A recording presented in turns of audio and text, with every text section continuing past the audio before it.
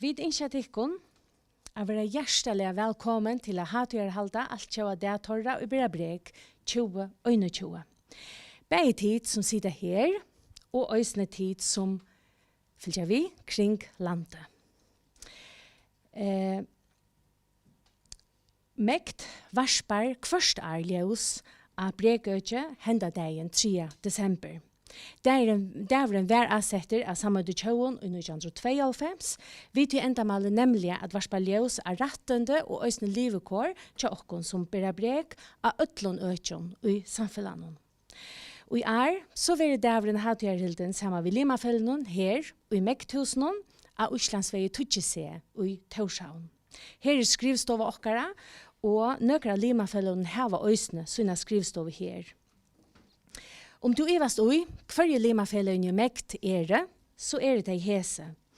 ADHD-felaget, Alzheimer-felaget, autisme-felaget, cøliaki-felaget, kolitisk kronfølger, deiva-felaget, diabetes-felaget, epilepsi-felaget, høyr, felaget for lese- og skrivevoik, følge astma- og allergifelaget, følge blindafelaget, følge psoriasisfelaget, giktafelaget, høylafelaget, hjertafelaget, parasportfølger, jaune, nyrafelaget, Parkinsonfelaget, sklerosefelaget, sinnesbæde, CP-følger og stoffskiftesfelaget. Hesi arbeider ødel av synen økje, mekt med i felaget, og i samstarve vi lemafellagene arbeider vi ødel vi samme male som at ødel skulle hava og oppleva jaunrettende og en inkluderende samfunnet. 22. oktober hadde jeg helt mekt 4. dagen, og sies ma at søgjane 1941 så negv hent av Brekøtjene. Begge bøtjene søvan om hine, som Doris Hansen skriver, og øysene i bøtjene søvan om okkon, som Erard Jakobsen skriver, verur hetta vellust og omstøvnar øysene. Jeg har vi hod til at vise til dette Mektbleie som kom ut til føringardagen til Mekt, som utkjøpes av få her til okkon og i Mekt, som vidger evne hobor. Vi hava saman doa at flytta okkon, og vi hava flytta okkon rattan ved.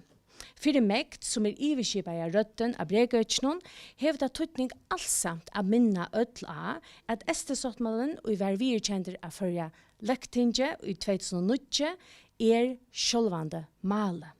Vevren kan tidjast lenger, men vi øynon stige nu og øynon ta, så og i rettare kaos, så fer samfunnet å brøydast til det bedre. Og i bøtjene vid liva og virka som øysene kom ut i oktober i her sier at her forrige søvnar ur Limafellagene fra, at det hever tøytning at få møveløyga å være virsken, å være sammen vid øron, at hava averskan av liv. Atter innskje mekt at takka tikkon som var vi i bøtjene, tidligere vi tykkara søve a sette år av tøyande tatter og i virkna løyvenon som vi ødel innskje okkon av okkara hot. Og tøy vi her øysne og i det. Og i 2006 led mekt gjera kanningsna livekår tja 4 pensjonistene fyrjon og spurna kanning, som Olga Biskupstø og Marta Moira lødde fram. Vi støy i kanningsene fra 2006 sette mekt i 2020, og i versk nødja granskingar verskatlan som nå vil løgt fram. Og i det vil så granskingar verskatlanen livekår til 4 pensjonistene fyrjon løgt fram, og av vare 2022 vil samleia verskatlanen løgt fram. Det Olga Biskupstø, samfunnsfrøyinger som hever vært verskatlanarøyere, og Anna-Katrin Matras, som hever vært hennara samstarvsparster.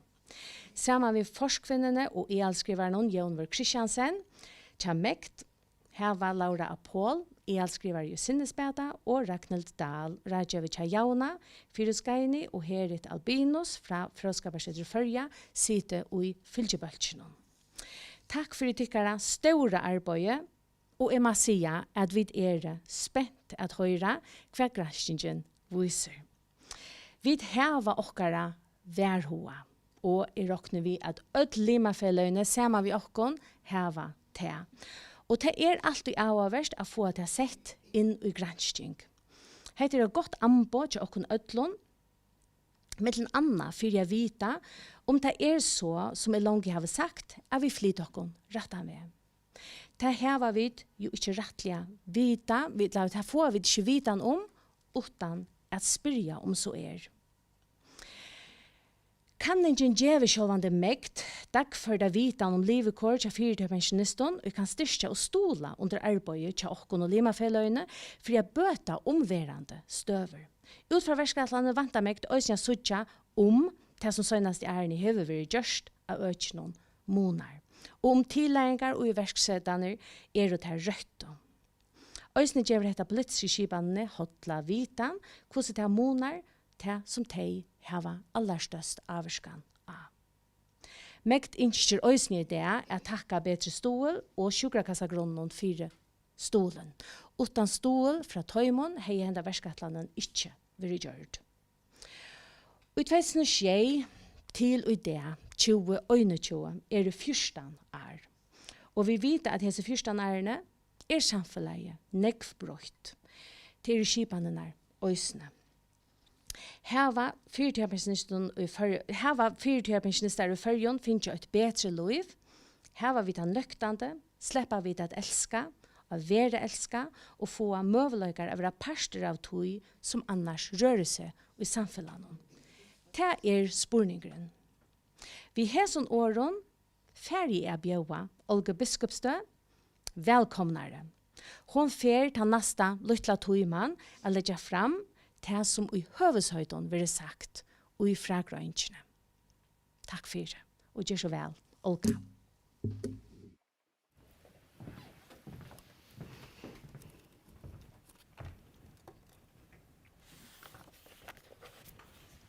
Ja, men takk for det. Takk for møvelagen, at legge seg avveges kannisjene fram. Og god tid, som her, og alt som lortar kring landet. Det man ikke tar mer en glede, at det jo det, og Altjóða det tar vi Bera Brek, 2021, kan legge seg avveges fragrøyngene om livkår og trivna, til 4 pensjonistene førjen fram. Som Teirra langt hever grøtt fra, så det mekt som er ombi i kannisjene fra setrum. Og til 20 kassa grunneren og bedre stål som har sammen med meg, som har fortsatt henne. De som har gjort disse kanning, nå setter det opp her, men det har Teirra langt nevnt. Jeg har selv 4 skipet og gjort kanningene sammen med Anne Katrin Matras, som har steg i 4 haktalsparsten. Og så sjående samstarv i fylkjebølkene, og fylkjebølkene har haft en løyklod at være sparringspartnere, at komme vi gå ravun, og vi har haft nek godt kjæk avveis og i sin arbeid. Og komme her at det lykker fram til selv kanningen endelig liv. Men hva så en livkårkanning?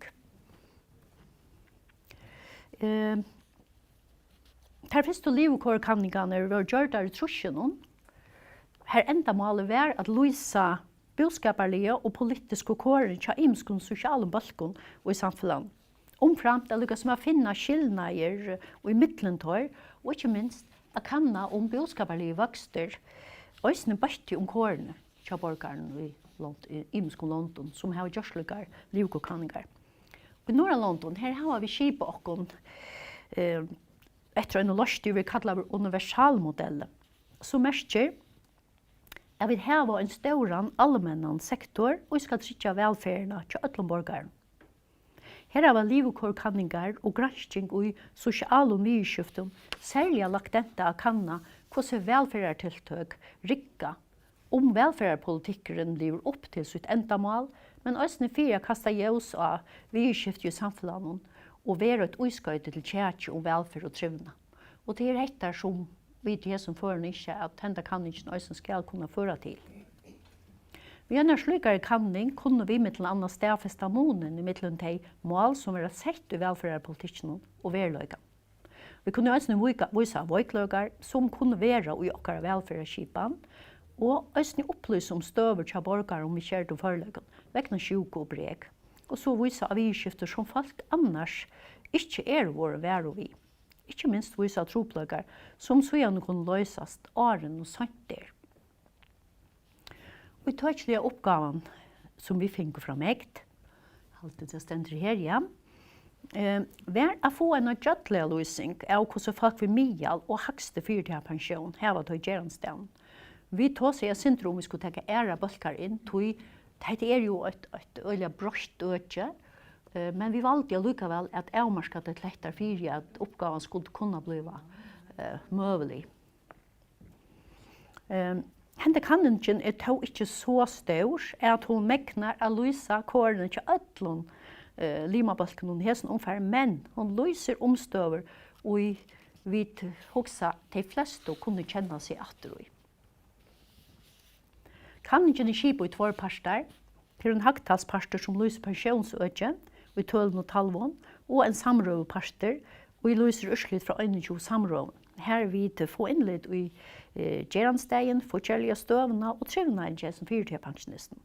Og så vil jeg nøyte dette høve til at takka tikkun 21, og gjøtta å være vi, og heva grøtt fra tikkara kåren. Sia 1000 takk fyrir til 8 tikkun, så verande kanningen ikke gjørlig. Hesi 21 og i samrøven det tilvildarlig valgt ut fra telteskipene og allmenne versjonen. Skipene har valgt så løs at det jevnt bøyte mellom menn og kvinner, og en så jevn omboan av mial og hakste fyrtida pensjon. Omframt at jevnt bøyte mellom økene i førjen, som skulle være rymelig vel omboende. Og i kanningen det også folk ved rørslån, samskiftes, medisinskon og salalige oppgjøringen. Hette var for å få en så brøye og etterfærende mynd som gjør litt. Onke vil hoksa om det noe mye vi 21 samtalen, at sier hvordan alle fyrtøypensjonister i fargen har det. Og ja, det ber til, men selv vi til fyrvarene, at talene om avbendinger og en rymelig etterfærende løsning. Hette at vi framfører hattene kanningene følger granskningarreglene og økene. Avstående som vi da har brukt, i høveshøyden og finske sosiologeren Erik Alert, vi hodtøkene heva, at elska og å være. Så kunne det godt skiftet her.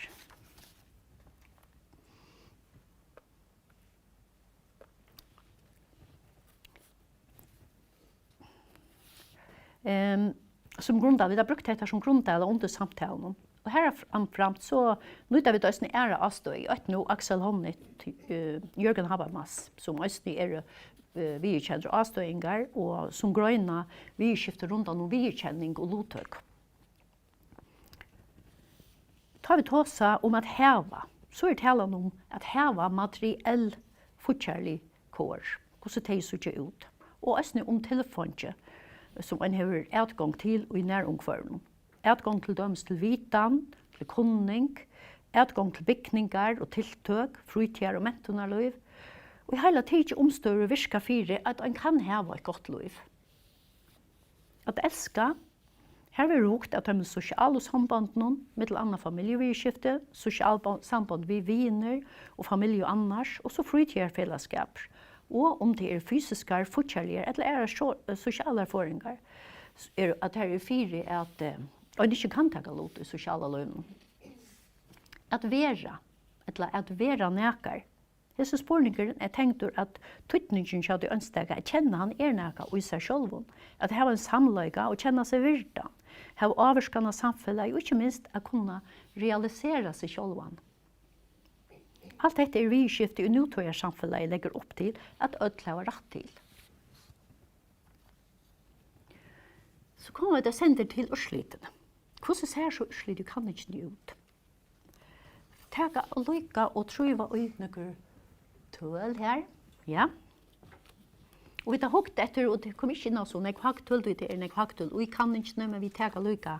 Jesus og hva skal kunne gjøre en mynd av til iverordene. Og i førjen var det i 21 sammenlagt 1622 fyrtøypensjonister, sværende til 3,3% av folkene, i midtelen 18 og 26 år. Sammenbåret vi 2006 var dette tallet 8%, så det et størst fall i talen av fyrtøypensjonister, så gjerne ta. vi så ikke også i tølen at blodfattelig i midtelen, altså bøyt i midtelen imske økjenlanden, rettelig jant. Onker du også at det kanskje flere i onker nødje enn nøren, men det rymelig jant bøyt i økjene. De fleste fire pensjonistene i 21 finner hakst og 4 pensjon, og bøyt annars rettelig jant i midtelen kinene. 30,2% kvinner og 94,8% menn. Til hakst og mialvøyting bøyt i hinevegen ørvese. Her kvinnerne en triing og mennene 2 triingar. Bøyt i midtelen giftar og avgiftar pensjonister at støk telja alløy 2 triingar og gift 1 triing. Tja støkon og giftum 4 pensjonistun, vi hakst og 4 pensjon, ligger årlige utgjaldet fra bøyt 940.000 og opp i møter 170.000. Tja giftum 4 pensjonistun, vi av 4 pensjon, ligger årlige utgjaldet omanfor 135.000. Og en stor brøyting til det bedre at inntøkene til tjonafella og det ikke vil møtrakne pensjonen, så det som er fyrr. Samanbord, og det som nok så avhåverst samanbord vi en vanlige arbeiderløn som ligger omanfor 270.000 årlige, så kan det sies at det en laløntarbalker i samfunnet. Det var samme støvende i 2006, og bøyte nøkelundt det samme øsene. Vi alle i 100.000 kroner om måneden. Et annet avhørst i hesten østene til at færre enn helten av 4 pensjonistene under førjen, de har arbeidsinntak i atreat pensjonen. Så de fleste lever av hese opphattene.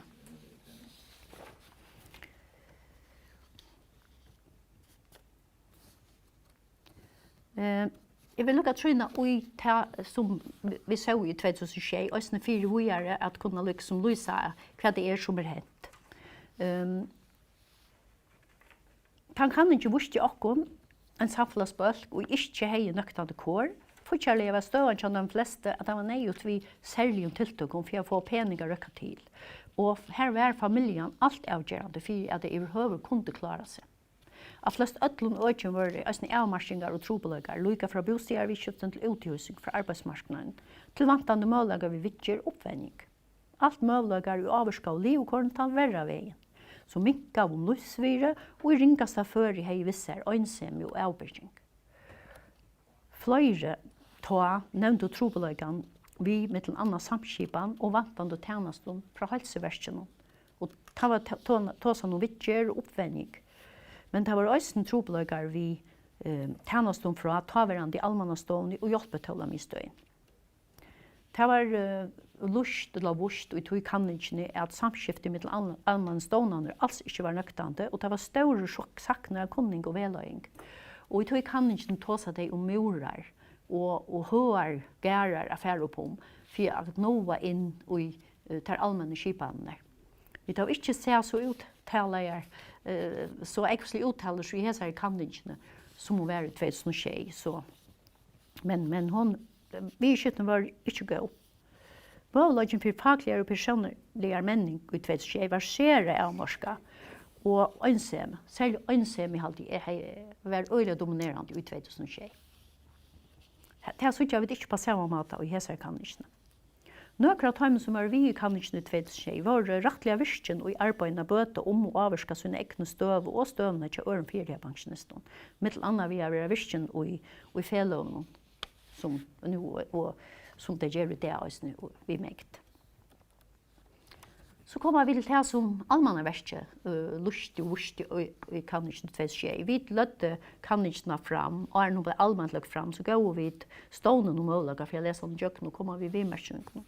Og den vidmerkningen som allmannaverket kom vi ta, det var til at det var større tørver enn det tjeneste lov. Det er ikke vel å sitte at de ikke mekna i at vite at tjenestene som var nye var, så er som lovarverket var skruet sammen ta. Hjelpetøla mi støyen, hun visste jo også, og i støy i kanningene, at det var større tørver av bært om samskifte og i midtelen stående og brukere. Helseverket etterlyste samskipande tiltøk, at nå endevendingar, skipan og endurmennande tiltøk. Så de visste jo alle avbøter som var nyår i 2006. Låt mig säga bøyna min henta loven ur ettlust 2006, så dagsens ljus i desember 2020 under høyden loven om allmanna trygt og tjenest. Her taler om en rammelov, så det nøyut at hun vil fyllt opp ved kundkjæren, og ikke minst futting til tiltøkene skal hun gagna som atla. Så det tok 14 år å flyta til. Og et døme om avtøk til feloven var retteren til rørsletarnan å slippe inn i bygningar til allmenn tiltøk. Hetta arbeidet sutja vi det hever givet rettelig godt urslit, tog støvan batna månad vi utkommer til allmänna bygningar og bygningar som holdt. Om det nå godt, det så en helt annan støva. Men vi kan si at det 2006 var det bedrøveligt. Fra allmänna sjøy brøydingar ferna fram av pensjonsøkene siden desember 2006. Her ser jeg først visser at fortjellige grundalegger fyrtøypensjonist bedre i det enn 2006. Mittel annet så pensjonen hakkavar, og inntøkene og en kan ha tredje pensjonen også økt. Alderen av få fyrtøypensjoner økter. Der kan man få det fram til 23 år. Og så det også gjør det sånne skattetekniske brøydinger og gjør at avviser opphatter skatter. Men det jo også en spæringar farna fram. Og de spæringar som har vært gjort der, til dømes vi tar en søkjepensjon, nær og ønsker ferdig utgått. Før var det fra mannen etter man hei ledet det inn, men nå det reglene brøtt der, så man får ikke på samme måte. Eller ikke etter så med reglene. Pensjonister som får under å lese, de kunne ikke langt få ståttning. Det også en stor brøyding av tre pensjonene. Og så det også noe vi utgjelsmarsjen og ikke tar med som til igjen starve. Det ble lakka hadde det vært fjør. Alt om alt så kunne vi søke at her gjør det noen avbøter eller brøytingar gosser og lovverk som har haft atlan om å brøyta omstøvner til fyrtøypensjonistene. Så vet jeg ikke om jeg nei, det så kjøtt. Jeg klarer det etter det visste jeg. Tar vi for så kan ikke så som ni fortalte eller grøyde fra i begynnelsen var at vi brukte avstøyingen som legger dette at vi spør etter oss ned at heva og at elska og at være. Man mener at livkårkanninger som bygd etter til løsning tar dekka brøyer. Vi får et brøyer grundale at bytja okkara vitcher og samtalen blivit gjort der her i sommar, og det var med til å ha annan og trutja tøymer tillsammans hver samtale. Og det så blivna skriver inn, og så det sett der inn i telteskipene som så styrker alt sånt etter, og så blir det samme skrive etter. Og det jo ut fra tøymen urslyten og i hese, det som jeg kommer her og nevner her. Og dette som jeg sier det på tammaten, jeg har holdt en tøyme eller hva det til at greie fra, og det jo lekt fra at jeg kan komme i duppnen i Øtland, så det var mer sånn, jeg tar ikke nøker evner opp. Så de kunne glede til det endelige fragrønnsene kommende år, til at her var alt noe grønlig lust. Vi sutja at forskjellige støvende vi inne i øyne som øyter at heva. At det forskjellige støvet kommer finne på pensjonisten, eller opplevingen, som vi kaller det, av forskjellige støvene rymelig god. De fleste sier klarer med, og pensjonen hun god. Det er to i samme vi finner sagt at det nøyt å være spæren, anker sier, at de venter hver kroner. Og det ikke gjørst noe om pensjonen hakket bare et lite vet, så at vi klarer oss bedre. Hetta samsvarar vel vi at hela ned om den lånløfter bølgen og at inntøkene ligger lakre enn ikke avfaglert med arbeidsmarknaden. Så det her var virkelig nægast strøyast vi, og særlig at vi vet også sutja at minne enn eller færre enn helten her var arbeidet treet. Så det Bera pensjonen til her livet av. Og spørningen om nøktseme vi pensjonene ligger et takkseme for å ha finnkjenta møveløyga. Flere sier at en ikke kan forlanga som det møyre. At dette en allmann vøyting som man nøyest å klare seg vid. For de fleste viser det seg at det en fyrtjeit at de ångsvekkene å heppen. Detta merker at de har foreldre eller æra familie stolar til futsalige, eller har arva husene som de bygger i. Onker bor inne til foreldrene, onker døyler hus ved sysken, flere har haft trykkingar, enten ekne eller tjekjonafellan, som har gjort til at de har kunnet golde lånier og tuskil klara seg. Det er lagt å få pensjon, særlig for de som har vært sjuk i flere år, og har svåtja inn og ut av arbeidsmarknaden. Pensjonen gjør dem trygga karmar, høyast låga inntøk. For de som gjørast avlæmning av vannlukke, er brakomnar sjuko, her er støvan holdt en ånder. Tja hesson vil alt liv enda vent etter stottare tog, og oftast for inntøk av månande nyer. Her viser det seg at trykkingar har all større tydning for å få en nøktande tilvære som fyrtige pensjonister. De som har bøten får i flere forum større avbjørnger, da det gjøres fyrtige pensjonister. Særlig at det taler om stætjer oppihaldere. Bøtnene gjøres parster i at lea nusslene etter en lagre inntøkestøy. I slik forum viser familiebondene seg også at det har større tydning. Det er en stor fortsalig bete at kunne ha inntøk av tredje pensjonen. Høyast de fleste forvinner så mye lyte at det ikke avvirker pensjonene. Vi synes at det også i haktølen at fargen helten hava ser inntøkene av tredje pensjonene. Vi tar også spørst om tydningen av å kunne arbeide. Og her sier de fleste at det hever større tydning av å kunne arbeide. Begge for å kunne som man sier, styrke fortsattstøvene, men også for det sosiale. At de vil være, som man sier, en parster av arbeidsmarknaden, om orskan var til det. Og det er det at de fleste legger dette, at de hadde vilja være i arbeidsmarknaden hvis de hadde orskene, og de er øyelig takksom for at de kunne være, som man sier, hjemme, og ikke være nødt at røyne at få noen timer her og her, til at sjuka eller annet som gjør det at de kunne slippe fra. Og det er de øyelig takksom for. Men samtidig så har det denne hoen, ja, men det har ikke gjort noe om å fikk okkurst. Og de som har hakst kunne huske seg affære ut til okkurst, haft okkurst meningsfullt av gjørst. Så det er alltid sånn, som man sier, ikke er øyntøyet. De fleste jæse kan ikke ha å finne tilbud samarbeidsloven om arbeidsfremmende tiltøk, eller de har finnet tilbud om endurvenning. Og jeg har spørst, så jeg ser alt som sier jo, det er onker tås om det, så som må være slepp nok så kjøtt, særlig her, og det er så skjønnligt at sjuka eller Brek får at de må i at være arbeidsmarknaden. Så det viser at dette etnast, at tannskipanen etnast. De som har stått av skolegångt, som et nødkjenda, eller kjente eller nødkjenda flokk, de viser seg å ha større avbjørninger til dem som endurbygging enn ånder. Og at få pensjon har vært tutsjelert den øyneste og søgneste muligheten til dem. Så det er også nok så skjønnligt i kanningen. Og mot kanningen er 2006. Her de fleste kunne eller kjente seg uthjørsten fra arbeidsmarknaden, kan si at arbeidsmarknaden i det er negrumligere, tog de fleste har finnet tilbud eller haft mulighet. Men nødt til å takke noe veggen og helse omstøver. Dette samsvarer også så velvise lovene som kom i 2013.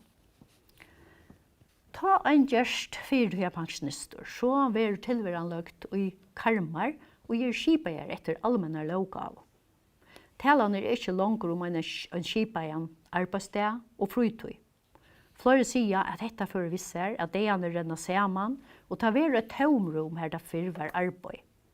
Kvinnorna kompenserar vi mista arbeid vid husarbeid, vid håndarbeid og liknande. Men männer, jag tar ikke etter fotballte, etter skåri, eller for at ut av hitt og ånder til å prate. At taka virkelot i utråkti eller fellesskapen, det er sera avmarska, til de fleste i kanningene. Til så nevner flere at det taka lot i fellanon i ombord tar sjuk, eller Brek.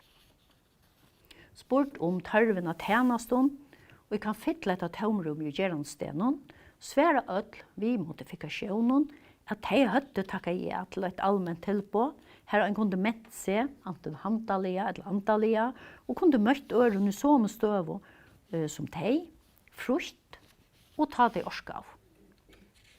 Så her en tarver som ikke er nøkt av.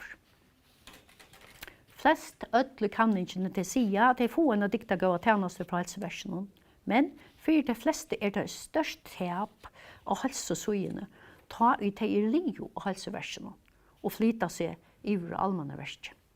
Ta oppleva de at ødle vending og endermenning stekkar, ødle i ødlenføren gjerst troplare, og det noe som de legger større dette, noe i tarver at bøte om. En av dem vidskiften, og vi vet stotten ikke nevna, det støvann til tøymon, og i for vannlokk eller sjuke i forhold til avlandet. Hese gjeras fra dagligdags bunden av tjenesten fra øren. Omfram til at øll tilværen vil enda vent, skal høyme leas til nyttjar støver ved ombygging og brøytingon. Hette en vikvom og kjenslelig støva, og tog allnøyot av samskifte ved de som vet hese tjenester, og her som foran det så hjelpetølamistøyen, at det godt og nærlagt.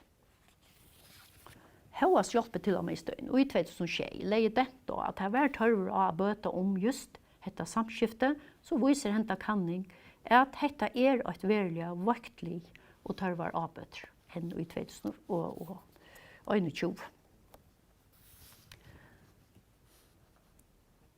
Det at vi virkjen i fritidsløyvene. Vi tar spurs for pensjonistene om det noen brøyting fra at de, som man sier, var frusk og fero, og til de gjøres for pensjonister, om de gjøvast vi fritidsløyvene, om de minka lottøk ut i samfunnet, og det viser kanningen at de i rymlige større må gjøre.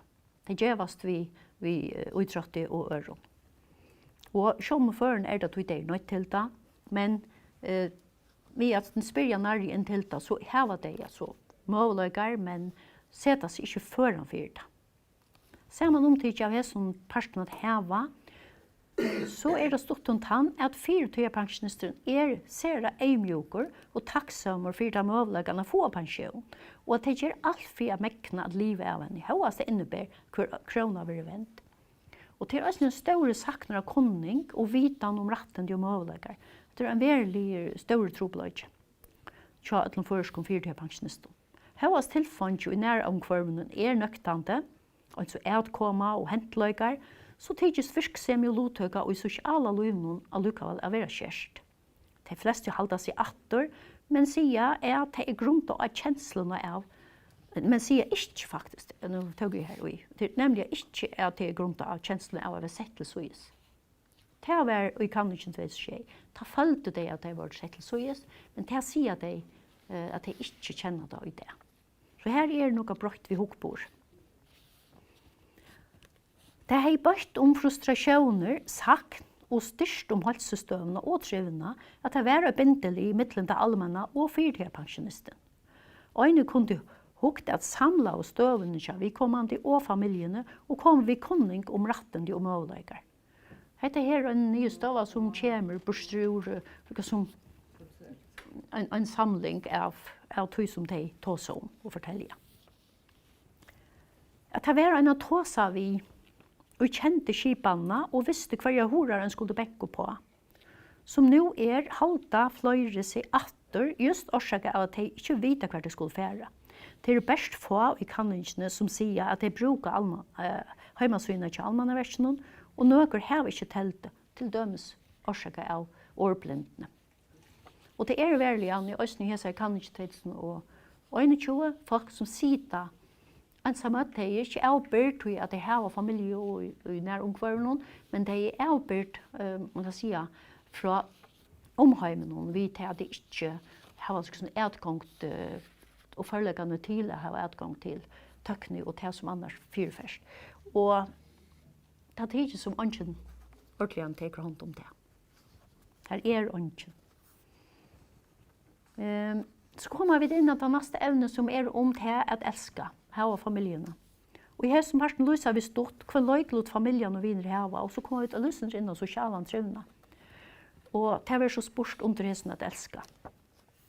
Familjen hever en så senaste kanning, stor antydning for de som gjør oss fyrtøypensjonister. De rimest til hvordan større mån familjen blir trådt, og de fleste sier at de røyner klarer seg selv, men at det en tryggløyde, både praktisk og sosialt, at vite at familjen tøk og kan stola.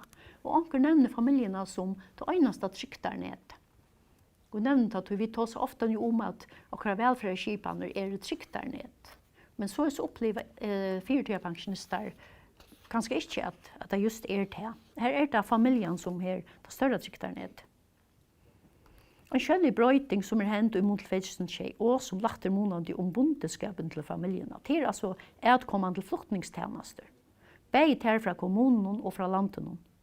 Det ser man kan si oss om hentløkene som det at ha en avlønningsbil eller sykle, og i østen tid det være bedre i det. Høyest tilgang til og i flere forhold vi søkt til at få avlønningsbil kan være rekkelig tungt å få oss til. Vi vet at mobiliteter det har større antydning for trivna og styrker mulighetene at ta lot sosiale tiltak. Her kunne vi så nevne mulighetene feras til døme her, vi norrøne, vi avlønningsbiler, at du kan få en åkjøpes filtjere for samme pris som andre. Omfram tiltak vi mulighetene for filtjere, som også i det og i mån til 2006, større mån. Og det tidsjes som at hesar her små, som man sier, vi kan si små hjelpertiltak, de måneder nekv. Og kanskje det som gjør at flere føler i det, at de trives bedre enn de som vi kan ikke til som skjer. Ja. Hetta sast er at du samler av to som trivna og kjenslene av at jeg har lot av jøvne føtter vi andre. Takk hviler framvis en stor arbeid av familien og vidskiften her en hending for fram, og fører til alvarlige sjuko og avlamme og innlegging. Og dette nevnte jo også Johanne, men i slukken føren det samt hesekanning og sakner av stole fra at du i allmänna, særlig at det taler om familier ved bøttene. Dette fører de fleste føren til kreppestøver, og til avvarende ødel, som vi kan ikke ha opplevet det, de føler seg slept av noe på fjall. Ikke minst av de nøyde affære av landet, og som ikke gjør støvene bedre. Og i tøyen i etterhendingsene, og fram til en pensjon avgrøtt, stolen framvis spæren, og ofte legger støyner om man har byrå, ta det trobelt å få kunning og rådgjøving, og ikke kreppehjelp tøk. Det ikke en selvsøkte loter at det en kreppehjelp som trakker inn, et eller annet som kan samskipa til støvmannen og kan vise av, som jeg nevnte Johanne, at hver man kan vente seg. Og det en veldig store sakner ut i, det vises tydelig og gis ned. Men så familien er stor antydning for velferd og trivna, så har nærsamfunnet ikke mindre tydning. Flere har grannar og hjelpa, eller viner og vinkoner som bygger ved grannarland, som man kan dette inn til, som det sier. Og vi møtes nekvtjakk for nøren. Hetta tidsla livet nok så vel i førjonen, til som så nevner det begge kvinner og menn. Og det ikke moner helter av bygd og av meginøkene, og hesenøkene.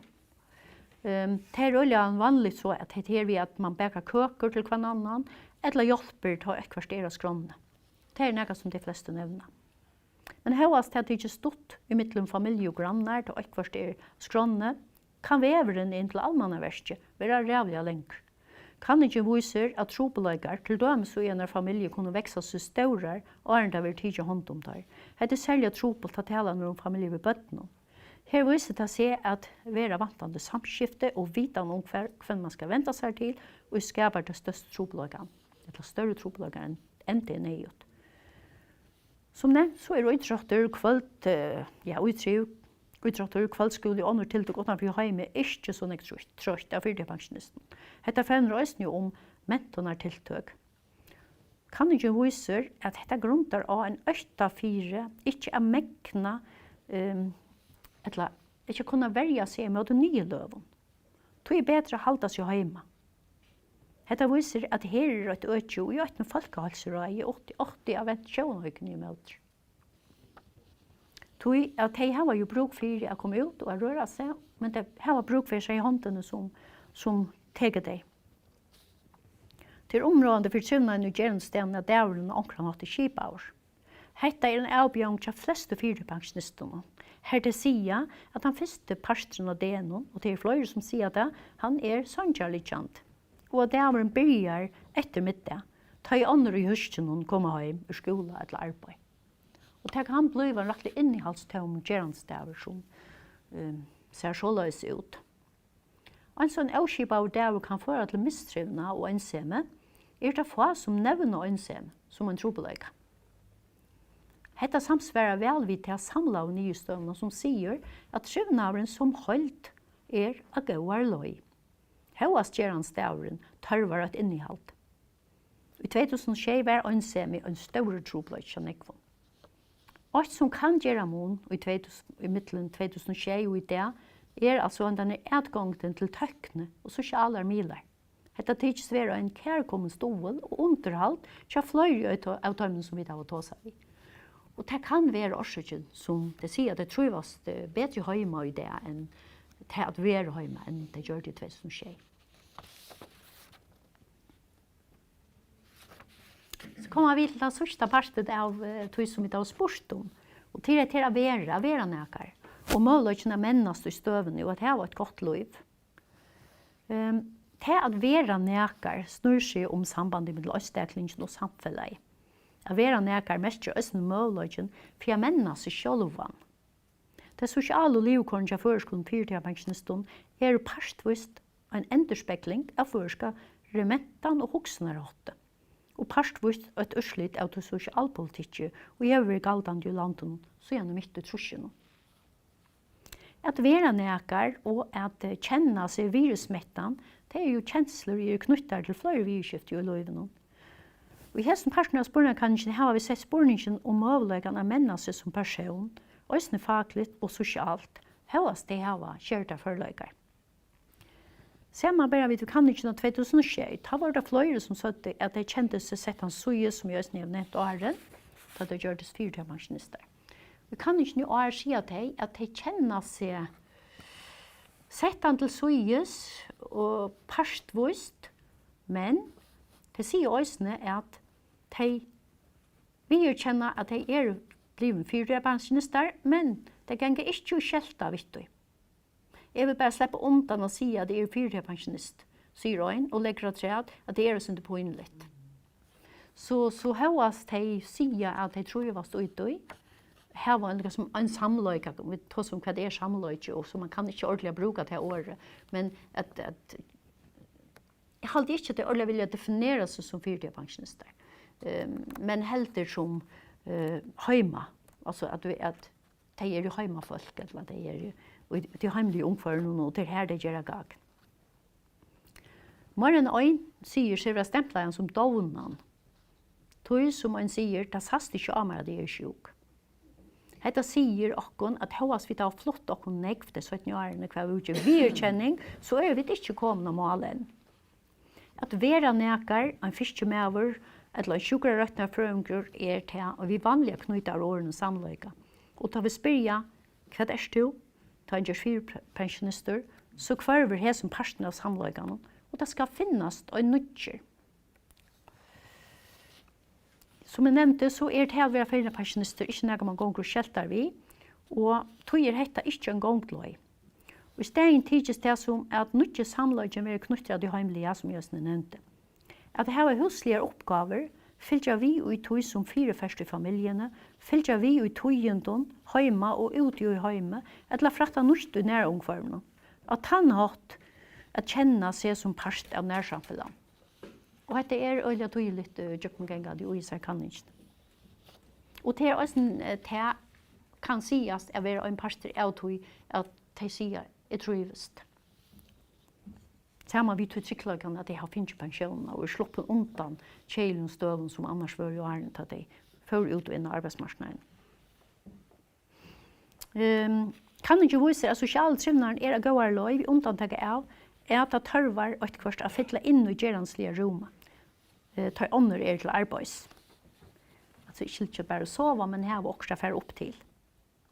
Tui hette østnen av var til sporen til myndløyken av grøyna. Tui, det kan hoksast at talene om en kapasitet vi kan loftast og brukast gynnsamt. De fleste vi tar og tar seg, vi halder ikke at pensjonstilværende hever brøttere status i samfunnet. Det kan være at onkel pojkar etter mer, men det legger jo ikke i. Min liv er nekk bedre nå.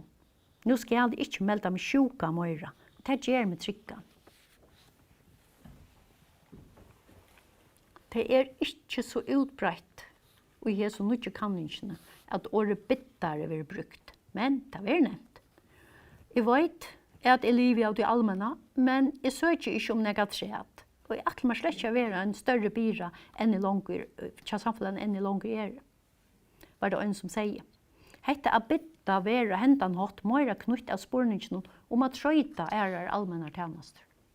Og det er en avheppen gongt, hvis det er en hukkbord, som det kanskje også viser seg her, er at man helder seg atter ved at be om tjenester, ved at trakka fram og seta noe ikke fram, tog i kjenslan av at man er en nassare eller bittare er til steder. Så her er nega, og jeg alltid er nøye til å arbeide vi høyast, vi kanskje er å komme langere av her som vi er nå. Hetta vi har be om hjelp, er også knutt at jeg til dømes hjelp fra salarfrøyngen, eller øren, ta kjenslan av møtløse kommer av det. Kan ikke viser at det sier, hette neka en lærer seg å liva vi. Så det fer ikke til salarfrøyng, eller løyta seg hjelp i som føren. Spurt om det er å finne bjøa hjelp, og nå etter at det er stafest at det var arbeidsfør, svære ødel at det har det ikke finnes. Ønsken er vi tåsa vidt deg om slik vidskifte, og de tåsa heller ikke sjølve om det. Så i øyne jeg føren så kan ikke være sagt, jeg bier heller ikke om hjelp. Det er bare iver vi tog at jeg ikke får tjenester, så jeg bier heller ikke om det. Så det er det øyne tilvitt deg om. De måler vi har sett i løyven og heva tar flere, eller flest og fire pensjonistene slept, 8 måneder til alder. Dette var mål om utbygging, avvis arbeid eller stående familie. Hevast dette, så sier flere at det setter seg andre mål i det. Og at nå at jeg går en dag i sen og klarer han så vel som tilber. Talen er også om mål som man får uttriv, at komme mer ut, at ferast mer, eller at omstøver i heimen brøytast. Anker har også en dreim om at lære seg å bruke teltet. Så heimen aller fleste saknast et skump, eller hjelpende hånd, for jeg gjør dette gjørligt. Og jeg løyde fortsatt litt øyskøyd i hei og anker før en øysengjørsmål.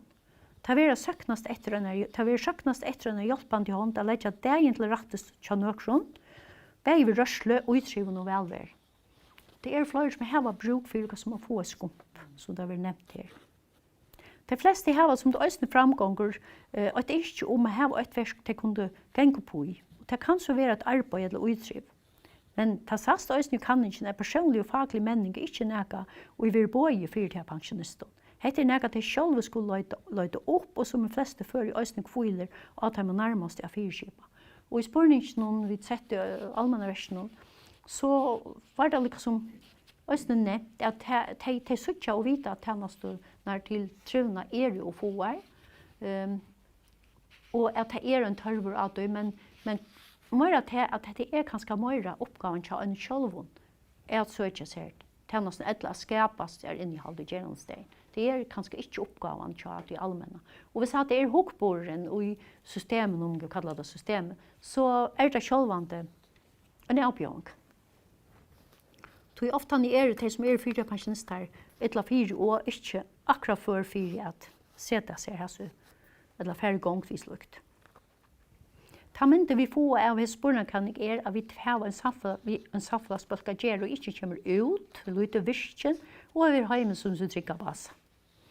At jeg avgjør om sin egen gerende sted er ikke en trobeløyde til først og 4 pensjonister.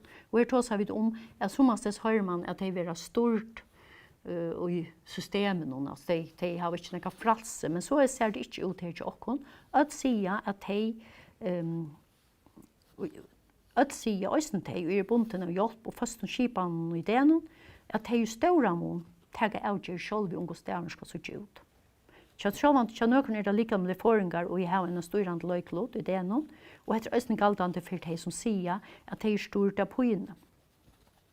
Da det kommer til lottøk og også politikk og til at avvirka, her det fleste samt om at de lusta øyla nek etter utvarspe og tøyenden og sjønvarspen som holdt, og ahu i samfunnsskiften, men når mange ahu i sjølve at jeg lot i samfunnskjøkken.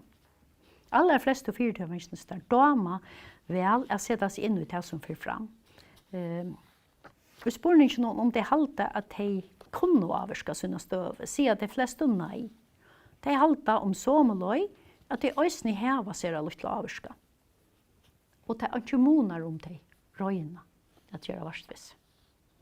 Så dette var så nøkker ting som var drien ut ur kanningene, og her øyla nek for her smalåter og som vi ikke kom inn her. Ser vi politisk om brillon og tøymen til allmannversen, så det brøytingar hentar pensjonsutjen jeg har bedt om støvende til fyrtida pensjonisten. Og selv at vi samarbeidar vi kanningene 2006. Og det lover som blivna brøytar til i 2006, 2013 og 2020. Og hesa brøytingar tar skulle tjene endamalen, jeg styrkja pensjonene og omstøvene. Men det som man så også ser at det jo hentar hesa avbøtene av det forskjellige og av arbeidsmarknaden som vi har nevnt før. Det kan sies at kjipanen arbeider ekstremt sånt, og tog tørver eller avvisingar om tørven og arbeidene neka og man ordentlig må sette fokus på. Det tørver også at få skumpa under så det kommer mer affærer. Det her som nu arbeider vi, eller den her fragrøringen, hun kan også hjelpe fellowen som til dømes mekt at sette år og vise og utøyelig dømer om hva det nøye til å gjøre. Og da det kommer til tjenestene oppvending og endermenning, så støvene ikke gå. Og her så nøye til å sette inn.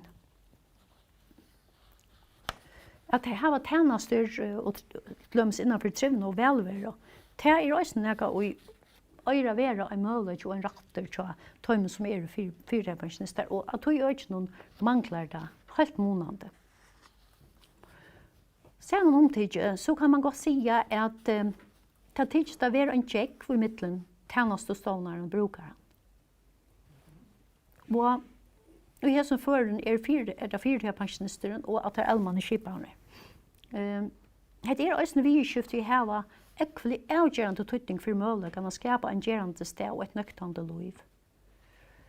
Henta Jekven som nevner her, hun sast øyla tøyelig i kanningene vi til at kommer til dømes til vitan og kunning. Allmanne verste, eller man sier at systemet helder seg gjøre og bæra tøyender, de halda seg og tar hjemme seg i østene at gjøre en større innsats til kunning, men det kommer ikke ut til de som har bruk for det.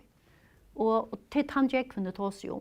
Og tog det tørver at det vil gjørs noe måned godt her.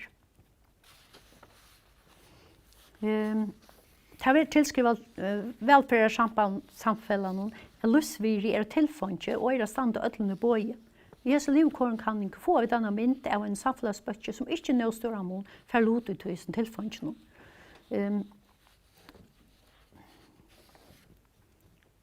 Jeg vet ikke hva klokken jeg vet ikke alls snakke sånn. Ja, tog.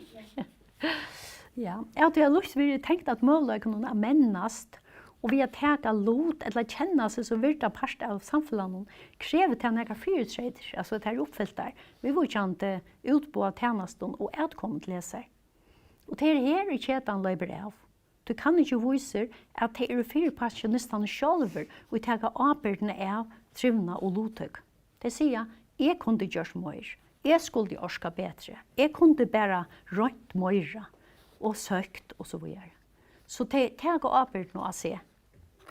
Dette fører så til spørningen og virkjenning og kjenslene av å være en avskjønnelig pastor i samfunnet. Avstøyen til Aksel Honnet lyser uttak til avskjønnlighet, ta en fysisk være satter, men ikke sosialt. At en avskjønnelig, etla, ikke lagt til merkes, etla loven om. Og til noe vi godt kunne suttje og gjøre seg kanningene at dette en støve og gjør verlig.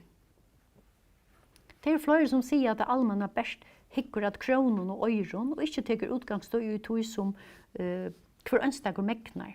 De fleste meta tørven av en innholdsrukken deg tøyante, og en større som det fortjellige. Og tøy har vi som man sier, og tunga vekt i det fortjellige. At det bruk for nå at få bedre jaunvei i middelen. Yes. De fleste vet av tåsa vil si at føreska samfunnet og i Luttlamon innrettet til folk, og ikke 100% fullfør, at av lydelig politisk avhøy for å skipa ned var fyrirtreter, og det er så alt fra endurvenning, bostad, synnantjenest og så videre. Det mener at samfunnet ikke innrettet til det. Og det atter så en virkjenning av at man litt sindra søyelinjene.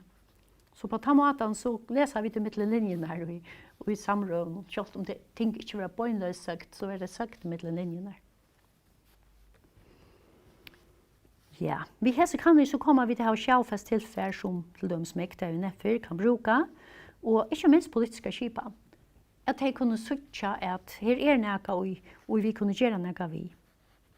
Og her hadde jeg at det er for å trøve og til som mekt selv har lagt opp til, og til dømes så blir det nevnt om at det bruker vi en talsfalt av Brek og Øystein. Og jeg kan ta seg søktere, ikke mekna det, av nøktene de hatt. Og det er alltid i Øystein, det kan ikke vise.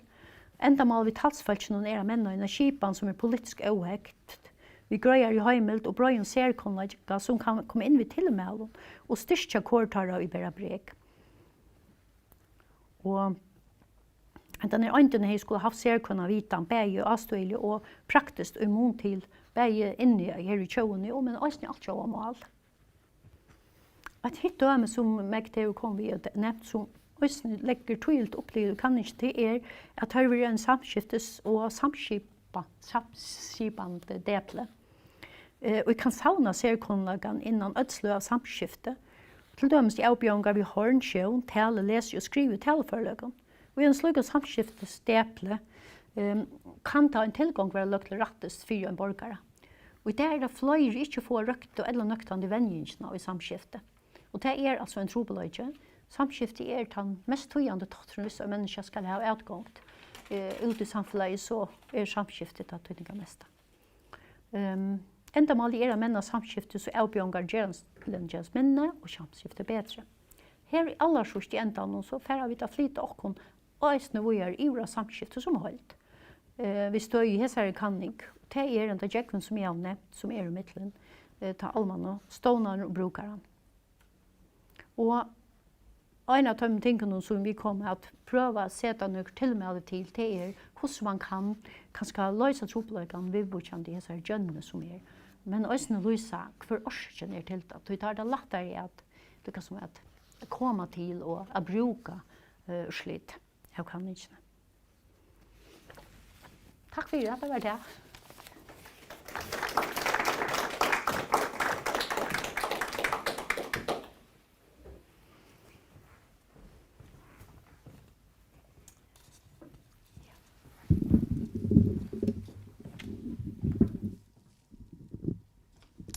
Som jeg har sittet her i saløtene, så har vi sett høttene gjør så.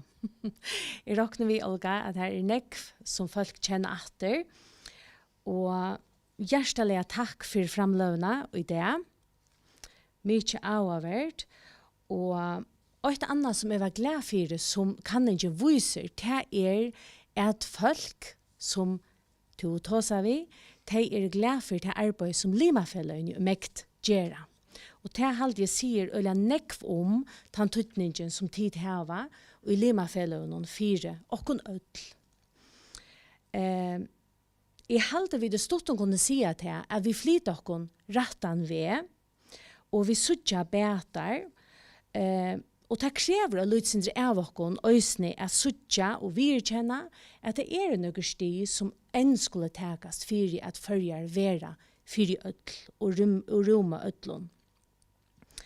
Vi enda strøymingene her, men jeg ferdig aller først at takka tekmastultjenon for tultjeng, og tikkon til Raclip for strøyming, Og så må jeg øsne anmenne tikkene som sitter her ute og lusta og færre lusta øsne søttene, tekne tikkene som lim tja limafelløvene. Øtl har bruk for at øtle felløvene har bruk for flere limon og øsne virknån limon. Så vi velkommen til det. Jeg viser øsne til disse bøkene som kom ut i oktober vid Liva og virka. Og det sjående det som øsne vid ødler sett i verden til, som limafelle og meginfelle, det at vi som Bera Brek skulle ha et virke og innholdsrykt liv. Så dette en bok, vi 24 søvn, vi personlige søvn ur limafellene. Så hon mykje avaverd, halda vid, hvis vi selv skulle si det, og hon til kjeps og i boka sølenom. Og så halde jeg ferdig her at initiatikken som vi og en framhaldande gåan Altjóða, Teirra og Bera Brek. Takk for i kveld.